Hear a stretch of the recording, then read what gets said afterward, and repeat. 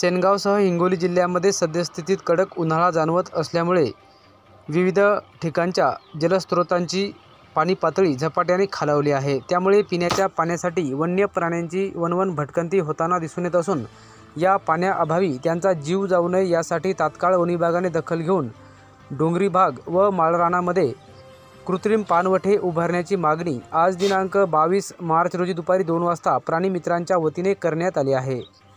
One विभागाला आवाहन करत आहे की सध्या उन्हाळा सुरू झालेला आहे आणि मुख्य प्राणी यांना पाणी मिळत नाही, त्या कारणाने त्यांचा मृत्यू होऊ नये व वानर असतील, माकड असेल, रोही असतील यांना या कडक उन्हाळ्यामध्ये पाणी प्यायला मिळत नाही। तरी वन विभागाला अशी विनंती करतो की त्यांनी कृत्रिम पाणवठे उभारावेत व जेणेकरून मुख्य प्राण्याचा जीव वाचेल आणि प्राण्याची भटकंती होणार नाही।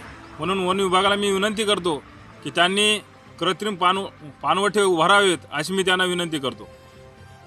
सध्या शेनगाव तालुक्यात तसं हिंगोली जिल्ह्यामध्ये मोठ्या प्रमाणामध्ये उन्हाची दाहकता जाणवत आहे, कारण की शेतामध्ये रानामध्ये जे काही भटकंती करणारे प्राणी आहेत त्या प्राण्याला पाणी मिळावं त्यासाठी वन विभागाच्या वतीनं पाणवठे उभारण्यात यावे। कारण की मार्चचा महिना संपत आहे, एप्रिल महिना लागत आहे, अतिशय मोठ्या प्रमाणात कडक ऊन जाणवत असताना ज्या पद्धतीने मानवाला ऊन जाणवत त्याप्रमाणे प्राण्यांसुद्धा त्याचा मोठ्या प्रमाणात त्रास होतो। त्यामुळे पाणवठे वन्य प्राण्यांसाठी उभारण्यात यावी ही मागणी ही आम्ही फॉरेस्ट डिपार्टमेंटकडे करतो की त्यांनी लवकरात लवकर प्राण्यांसाठी पाणवठे उभारावे।